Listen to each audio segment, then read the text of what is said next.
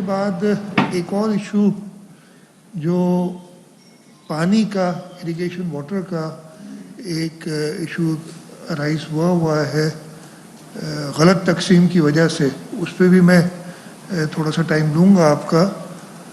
ان دونوں چیزوں سے پہلے میں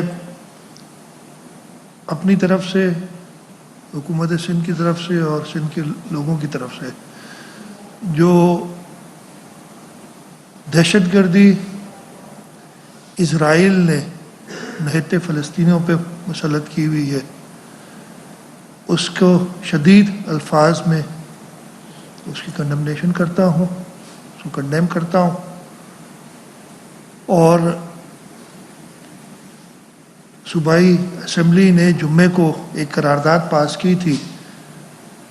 میری ریکویسٹ فیڈرل گورنمنٹ سے یہی ہے کہ یہ سندھ کے لوگوں کی آواز ہے جو اس قرارداد کے ذریعے صوبائی اسمبلی نے فیڈرل گورنمنٹ تک پہنچائی ہے، اور ایک زیادہ افیکٹو رول، میں زیادہ نہیں بحث کروں گا کہ کتنا افیکٹو رول رہا ہے کہ نہیں رہا ہے، لیکن اس سے زیادہ ہو سکتا ہے افیکٹو رول مسلم امہ کو اکٹھا کرنے کے لیے، اور میں یہی کہوں گا کہ وہ افیکٹو رول وہ فیڈرل گورنمنٹ کرے۔ اس کے ساتھ ساتھ جو ہمارا پڑوسی ملک ہے، جو بھی کشمیر کے اندر ریاستی دہشت گردی کا مرتکب ہے، ان کے ہندوستان کو بھی کنڈیم کرتا ہوں، اور فیڈرل گورنمنٹ سے یہی درخواست ہے کہ ان دونوں ایشوز کو مسلم امہ کو اکٹھا کرنے کے لیے زیادہ سیریس لیں۔ میں آ جاتا ہوں اپنے جو مین ایشوز تھے۔ کووڈ پہ ہم وقتاً فوقتاً میں آپ سے بات چیت کرتا رہا ہوں۔ ہم نے ایک ٹاسک فورس بنائی تھی۔ یہ ٹاسک فورس 27 فروری 2020 کو اس کی پہلی میٹنگ ہوئی تھی، اور پہلے 3 یا 4 مہینے تو ہم اس کے تقریباً روزانہ میٹنگز کرتے رہے۔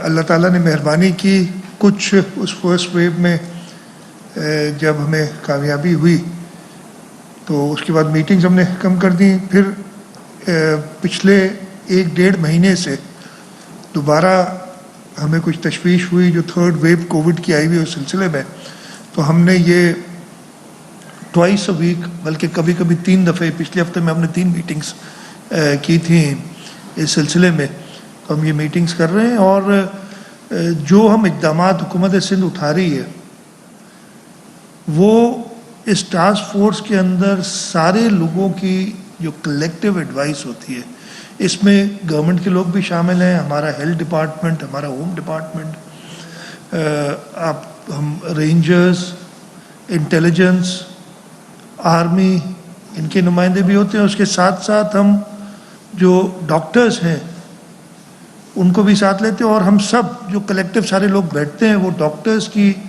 جو تجاویز ہیں ان کو زیادہ اہمیت دیتے ہیں کسی فیصلے میں آنے کے لیے۔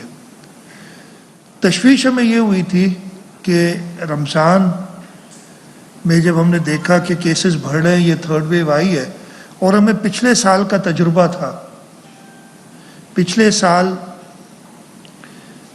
رمضان اور اس کے عید پہ بہت زیادہ کیسز کی تعداد بڑھی تھی۔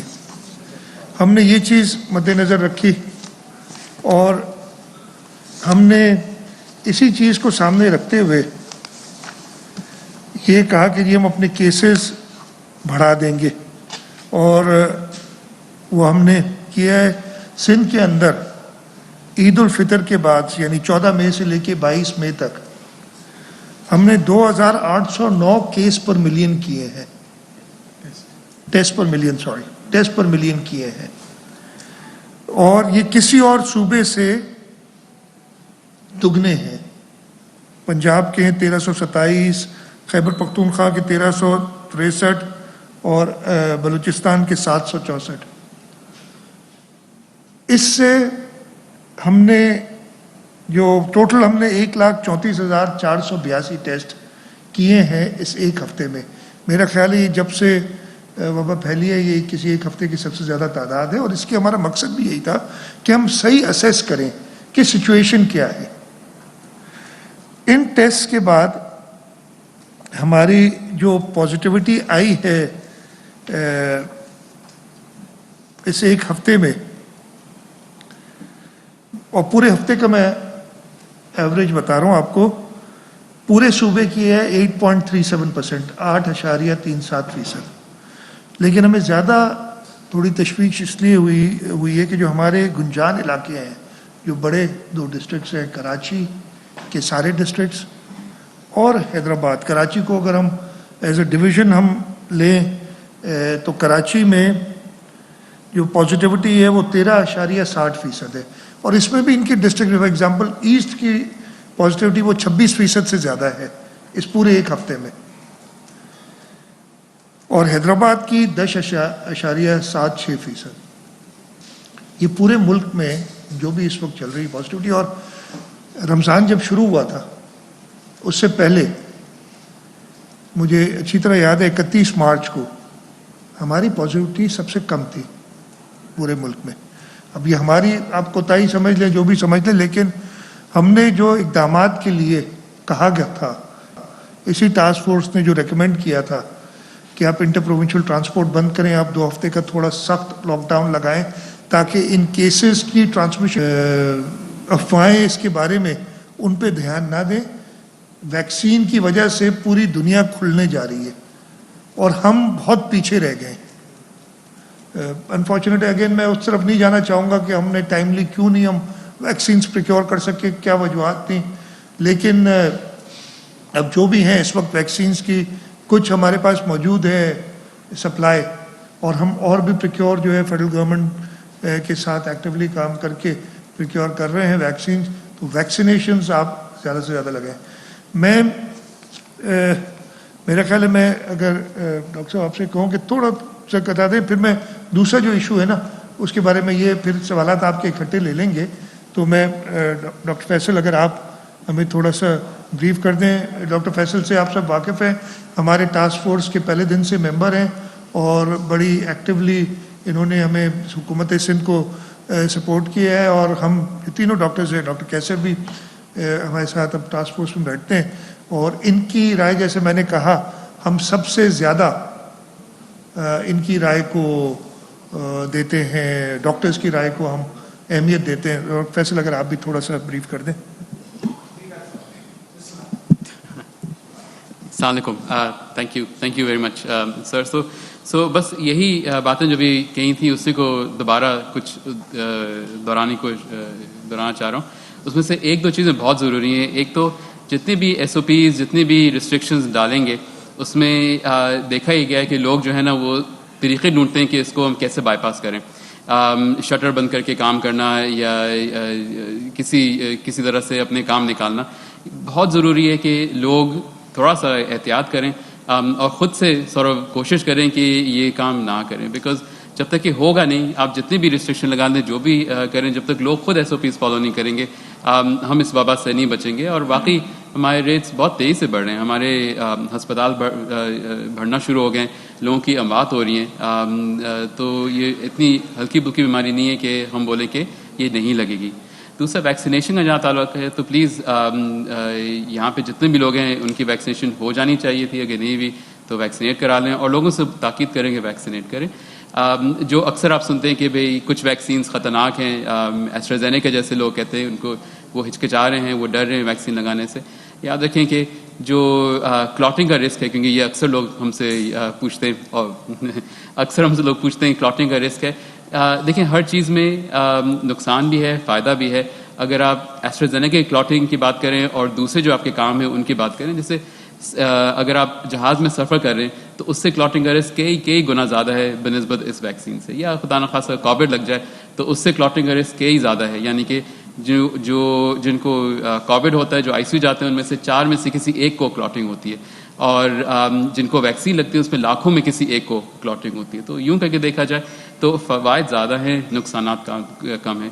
اور جو دوسری اور دوسرا جو میگنیٹ کا ہے، یہ آج کل اگین واٹس ایپ میں بہت گھوم رہا ہے کہ میگنیٹ لگتا ہے۔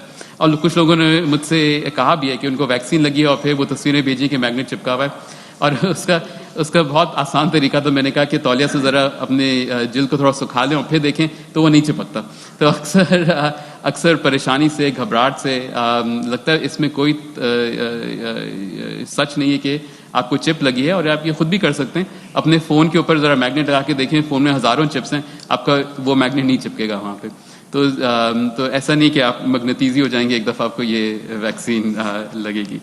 آخری چیز یہ کہ پلیز جن لوگوں کو لگتا ہے کہ ان کو کووڈ ہے, یاد رکھیں کووڈ کے شروع کے علامات بہت ہلکے پھلکے ہوتے ہیں.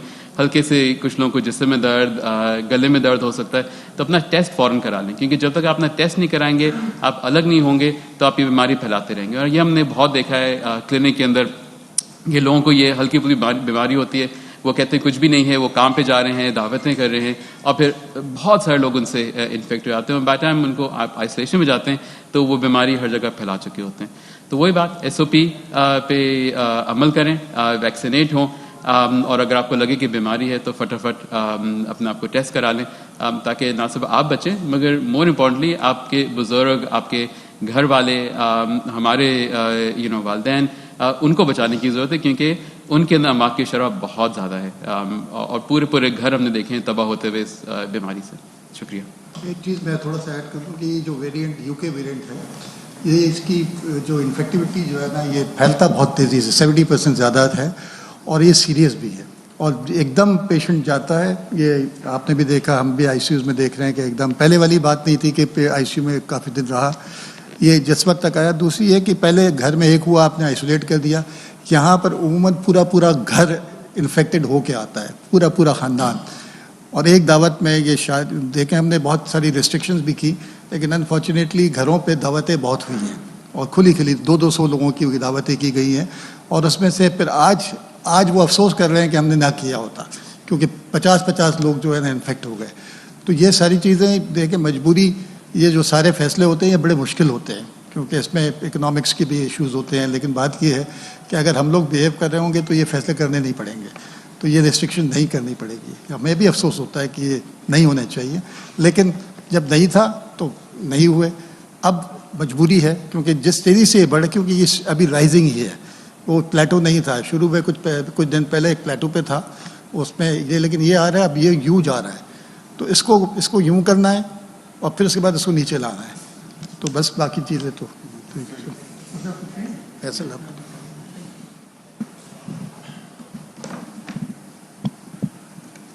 بسم اللہ الرحمن الرحیم.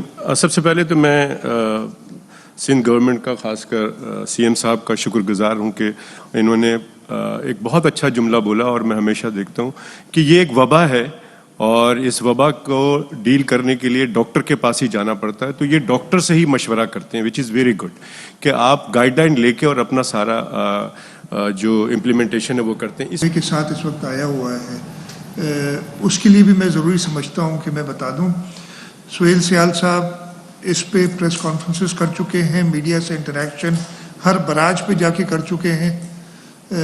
اور لیکن آج جب میں بیٹھ رہا تھا اور آپ سے کافی دنوں بعد ملاقات ہوئی تھی, تو میں نے کہا کہ میں بھی بریف کر دوں کہ کیا ہے.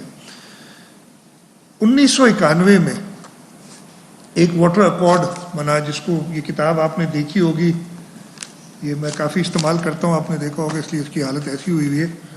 یہ 1991 کا واٹر ایکارڈ ہے. اس واٹر ایکارڈ کے اندر چاروں صوبوں کے درمیان جو پانی کی ڈسٹریبیوشن ہوگی, جو سائنڈ ڈاکیومنٹ ہے, یہ سارا ادھر ہے موجود, وہ دی ہوئی ہے. اور اس کے ساتھ ساتھ یہ ہوتا یہ ہے کہ سیزن وائز بتا دیتے ہیں کہ جی خریف میں اتنا پانی کہ جس صوبے وہ ملے گا, ربی میں اتنا ملے گا, اور پھر خریف کو اور ربی کو 10 دن میں ڈیوائڈ کیا ہے, جس کو 10 ڈیلیز کہتے ہیں. اور ہر 10 دن کے لیے ہر صوبے کی ایک ایلوکیشن ہے جو کہ اس ایکارڈ کا حصہ ہے. اس کے ساتھ ساتھ یہ بھی لکھا ہوا ہے اس میں کہ اگر شارٹیجز ہوں یا سرپلسز ہوں تو چاروں صوبوں میں پروریٹا, یعنی اسی ریشو سے جو ان کا شیئر ہے وہ شیئر کریں گے, یہ شارٹیج یا سرپلس. یہ بڑی کلیئر چیزیں ہیں جو لکھی ہوئی ہیں. اچھا, پھر اس کو امپلیمنٹ کرنے کے لیے ایک ادارہ بنایا گیا ارسا, جس کا یہ ایکٹ میرے پاس موجود ہے. اور اس ارسا کے ایکٹ میں لکھا ہے کہ دی اتھارٹیز ڈیوٹی کیا ہے کہ lay down the basis of regulation and distribution of surface water amongst provinces according to the allocations and policies spelled out in the water accord. Allocation ہو گئی 10-10 دن کی. پالیسی کیا ہوئی کہ آپ نے شارٹیجز اور سرپلس سب نے شیئر کر دیں. ارسا نے اپنی طرف سے قانون بنانے شروع کر دیے, قوانین وہ الگ الگ کوئی اور ٹرینڈز بنا رہے, پانی کم ہوگا تو ہم ایسے دیں گے, زیادہ ہوگا تو ایسے دیں گے.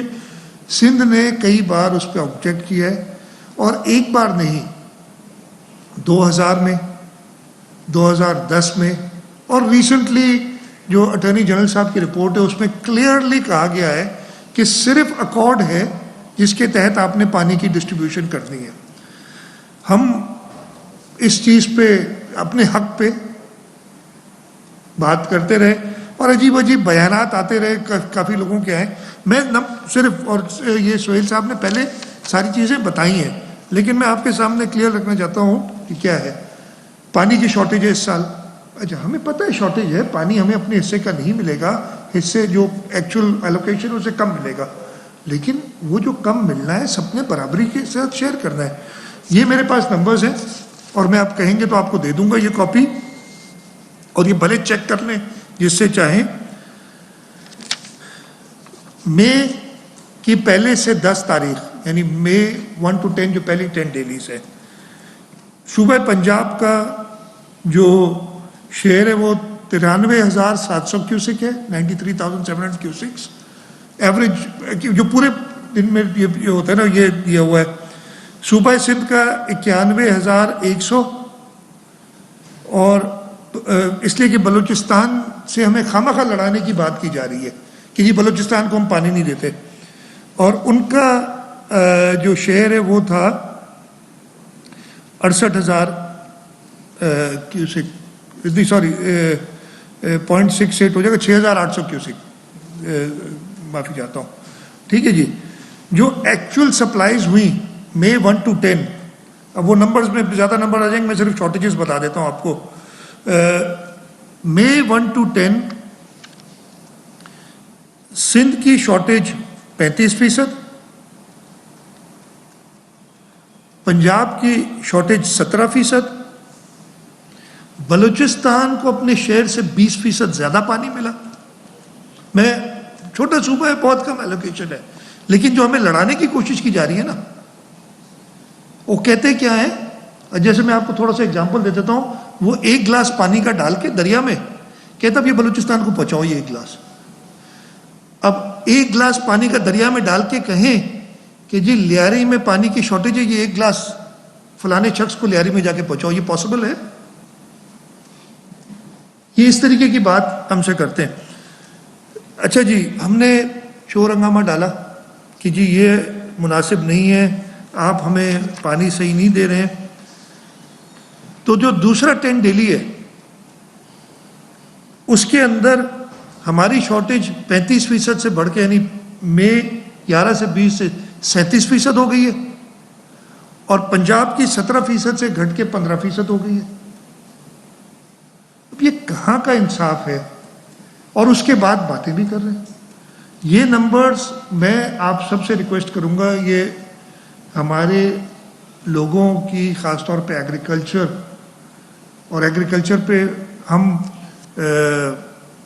آپ سب پڑھے ہوئے, ہم نے بھی پڑھا ہے, تو کہتے ہیں کہ پاکستان ایک زرعی ملک ہے, ہمارا 80% دار و مدار زراعت پہ ہوتا ہے, یہ سب ہم نے پڑھا ہوگا.